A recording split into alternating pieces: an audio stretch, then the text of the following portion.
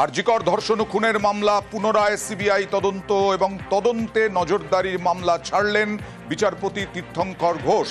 বিচারপতি তীর্থঙ্কর ঘোষ মামলার নথি প্রধান বিচারপতির কাছে পাঠালেন। একক বেঞ্চের যুক্তি, ইতিমধ্যে সিবিআই এবং সাজাপ্রাপ্ত নতুন মামলা দায়ের করেছে ডিভিশন বেঞ্চে, সেই মামলার শুনানি চলছে। এখন এই মামলারও ডিভিশন বেঞ্চে শুনানি হওয়া উচিত।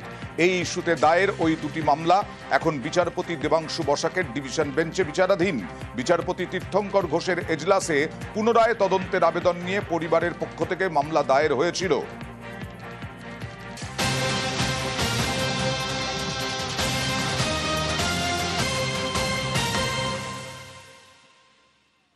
আর আজকে তৃণমূলের ছাত্র পরিষদের সমাবেশ থেকে অভিষেক বন্দ্যোপাধ্যায় কড়া আক্রমণ করলেন অপরাজিতা বিল নিয়ে। আরজিকর তদন্তে 24 ঘন্টার মধ্যে দোষীকে গ্রেফতার। অপরাজিতা বিল রাজ্যপালের কাছে পাঠিয়েছিল রাজ্য। অপরাজিতা বিল এখনো কেন্দ্র অনুমোদন দেয়নি। যারা সেদিন আন্দোলন করেছিলেন তারা বিল নিয়ে চুপ কেন, প্রশ্ন তুললেন। আমাদের রাজ্যের সরকার মন্ত্রিসভায় পাস করিয়ে অপরাজিতা বিল সেপ্টেম্বরের প্রথম সপ্তাহে রাজ্যপালের কাছে পাঠিয়েছিল, যাতে এরকম নরকীয় ঘটনার কোনো পুনরাবৃত্তি বাংলা সহ দেশের কোনো মাটিতে না ঘটে। আজকে 1 বছর হয়ে গেছে সেই অপরাজিতা বিল রাজ্যপাল রাষ্ট্রপতির কাছে পাঠানোর পরেও সেই বিলে তার অনুমোদন এখনো পাওয়া যায়নি। যারা সেদিন রাস্তায় নেমে এই ঘটনার প্রতিবাদ করেছিল তাদের উদ্দেশ্য শুধু দোষী শাস্তি পাক নয়, তাদের উদ্দেশ্য ছিল গরিব মানুষের যে স্বার্থে যে স্বাস্থ্য ব্যবস্থা মমতা ব্যানার্জির সরকার 2011 থেকে করেছে সেই স্বাস্থ্য ব্যবস্থাকে চূর্ণ বিচূর্ণ করে ভেঙে ফেলা। না হলে আজকে সেই সিপিএম আর কংগ্রেস আর বিজেপির বন্ধুদের আওয়াজ অপরাজিতা বিল নিয়ে উঠছে না কেন?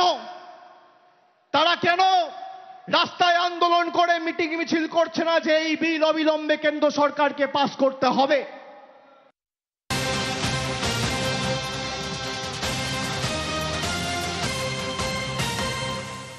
21-এর ভোট পরবর্তী অশান্তিতে বিজেপি কর্মী অভিজিৎ সরকারের খুনে জামিন হয়ে গেল তৎকালীন নারকেলডাঙ্গার ওসির।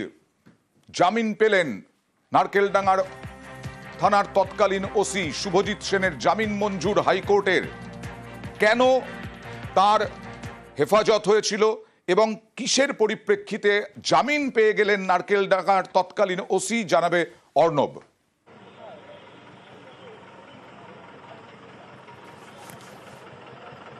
দেখো, 2021-এর 2রা মে এ রাজ্যে প্রথম ভোট পরবর্তী অশান্তিতে মৃত্যুর ঘটনা ঘটে কলকাতা থেকে, এবং কাঁকুরগাছির অভিজিৎ সরকার খুনের অভিযোগ আসে প্রথম। এবং সেই ঘটনায় প্রায় 4 বছর পরে, অর্থাৎ 2021 আর 2025 সালে এসে সিবিআই যে সাপ্লিমেন্টারি চার্জশিট দেয় সেখানে অভিযুক্ত হিসেবে দেখানো হয় তৎকালীন নারকেলডাঙ্গা থানার ওসিকে। এবং সেই ওসি এই মুহূর্তে তিনি জেলেই রয়েছেন। আজকে পর্যন্ত তিনি জেলেই রয়েছেন, যে কোনো সময় বেরোতে পারেন এই নির্দেশের কপি সবকিছু প্রসিডিউর কমপ্লিট হলে। শুভজিৎ সেন যেদিন সাপ্লিমেন্টারি চার্জশিট দেওয়া হয় সেদিনই আত্মসমর্পণের একটা বিষয় থাকে, কোর্টের মধ্যে প্রেজেন্ট ছিলেন। সেখান থেকেই সিবিআই তাদেরকে কাস্টাডিতে নেয় আদালতের নির্দেশকে নিয়ে, নিম্ন আদালতের নির্দেশকে নিয়ে। এবং সেটা চ্যালেঞ্জ করে তিনি কলকাতা হাইকোর্টে জামিনের আবেদন করেন এবং বেশ কিছু শর্তে তাকে জামিন দেওয়া হয়েছে। এক্ষেত্রে আদালতের যে যুক্তি, বিচারপতি জয় সেনগুপ্ত কয়েকদিন আগেই বর্তমান যিনি এখনও পুলিশে ইন্সপেক্টর পদে কাজ করছেন, মহিলা লেডি ইন্সপেক্টর, এবং একই সঙ্গে আরও একজন পুলিশ কর্মীকে যেভাবে জামিন দিয়েছিলেন কার্যত সেই পথে হেঁটে এবার বিচারপতি শুভ্রা ঘোষ তৎকালীন ওসিকে জামিন দিলেন। এবং এক্ষেত্রে আদালতের কোঅর্ডিনেট বেঞ্চ বিচারপতি জয় সেনগুপ্ত যেমনটা বলেছিলেন একই রকম, যে 4 বছর যখন এই সমস্ত এই তৎকালীন ওসি যারা সাক্ষী হিসেবে সিবিআই মামলায় উপস্থিত থাকলেন বা পালিয়ে গেলেন না, আজকে রাতারাতি 4 বছর এসে তারা পালিয়ে যাবেন, তাদেরকে গ্রেপ্তার করতে হবে, কাস্টোডিয়াল ট্রায়ালের দরকার, এই যুক্তিটা ধোপে টিকছে না। এবং সত্যি যিনি ওসির দায়িত্ব পালন করছেন, কলকাতা পুলিশে কাজ করছেন, তিনি জেল থেকে পালিয়ে যাবেন বা এখান থেকে চলে যাবেন এরকমটা ভাবার কোনো কারণ নেই। এবং তাকে ছাড়া এই তদন্ত হবে না এমনটাও ঠিক নয়। শুধুমাত্র একটা শর্ত, যেখানে বাড়ি ভিকটিমের, অর্থাৎ এক্ষেত্রে অভিজিৎ সরকার যেখানে খুন হয়েছিলেন সেই এলাকার চারপাশে যেতে পারবেন না, এমনটা কিন্তু শর্তে বলা হয়। যে তদন্তে সহযোগিতা করতে হবে, ট্রায়ালের দিনগুলিতে উপস্থিত থাকতে হবে, যেরকম ভাবে এজেন্সি চাইবে। বেশ,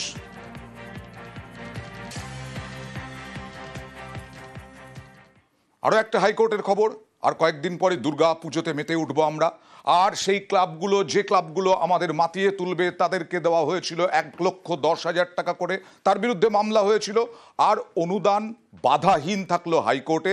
শুধু বাধাহীন নয়, এখানে কোনো হস্তক্ষেপ করবে না হাইকোর্ট জানিয়ে দিল।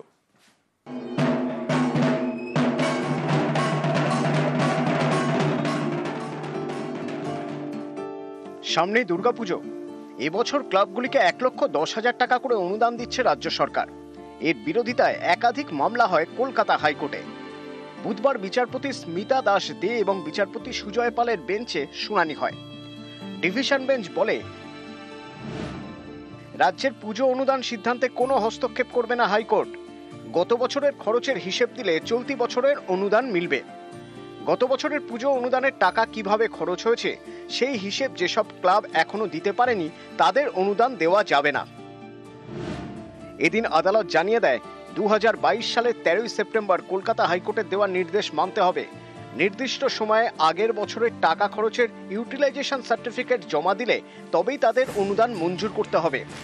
চলতি বছরে বিজয়া দশমীর 1 মাস পরে সমস্ত ক্লাবকে তাদের টাকা খরচের ইউটিলাইজেশন সার্টিফিকেট জমা দিতে হবে রাজ্য পুলিশের ডিজি ও কলকাতা পুলিশের সিপির কাছে। শুনানির সময় এদিন রাজ্যের তরফে অ্যাডভোকেট জেনারেল কিশোর দত্ত বলেন, কলকাতা পুলিশ এলাকায় 2,876টি ক্লাব, সব ক্লাবই খরচের হিসেব দিয়েছে। রাজ্য পুলিশ আওতাধীন এলাকায় 41,799টি ক্লাব। গত বছর পুজো অনুদান নেয় 41,795টি ক্লাব। এর মধ্যে 41,792টি ক্লাব খরচের হিসেব দিয়েছে। শুধুমাত্র শিলিগুড়ির 3টি ক্লাব দেয়নি। আমাদের ফল্টই হয়েছিল, কারণ আমাদের বিলটা সঠিক টাইম মতো জমা দেওয়া হয়নি। কারণ আমাদের এটা আগাগোড়াই মহিলা চালিত পূজা।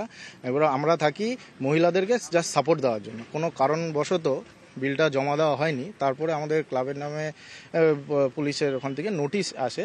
সেই নোটিশটা পেয়ে আমরা তড়িঘড়ি আমরা বিলটা সাবমিট করা হয়। অনুদানটা যদি বন্ধ হয়ে যায় তাহলে আমাদের পূজা আমাদের মোটামুটি বন্ধ করতে বাধ্য। বিরোধীরা বরাবরই ক্লাবগুলিকে এভাবে পুজো অনুদান দেওয়ার বিপক্ষে। যেভাবে টাকা দিয়ে ক্লাবগুলোকে কেনার চেষ্টা করছেন, সনাতনী হিন্দুদের ভোট ব্যাংক কেনার চেষ্টা করছেন ক্লাবগুলোকে, এবং হিন্দুদেরকে আমি ভাবতে বলবো মুর্শিদাবাদেও তো ক্লাব পেতো টাকা, ক্লাব টাকা পেতো না এরকম তো নয়, শুধু মন্দিরটাই তো থাকলো না, পুজোটাই তো করার জায়গা থাকলো না। আগামী দিনে আপনার মন্দিরটা থাকবে কিনা সেই বিষয়ে বেশি সচেতন। এটা নিয়ে একটা রাজনীতি প্রত্যেক বছরই হয়, আমরা এটা দেখতে পাচ্ছি। আজকের বাংলার পুজো এটা একটা বড় অর্থনীতির জায়গায় এসে দাঁড়িয়েছে। প্রত্যেক বছরই হাইকোর্টে যাওয়া হয় এবং প্রত্যেক বছরই আপনার মহামান্য হাইকোর্ট একই জাজমেন্ট প্রায় দেন। এটা যে ক্লাব পায় এই টাকাটাই কিন্তু আবার দেবেন বাজারে যায়, ফলে বাংলার জিডিপিরও একটা 4 থেকে 5% হচ্ছে বাংলার এই দুর্গাপুজো। অর্ণব হাজরা, নিউজ 18 বাংলা।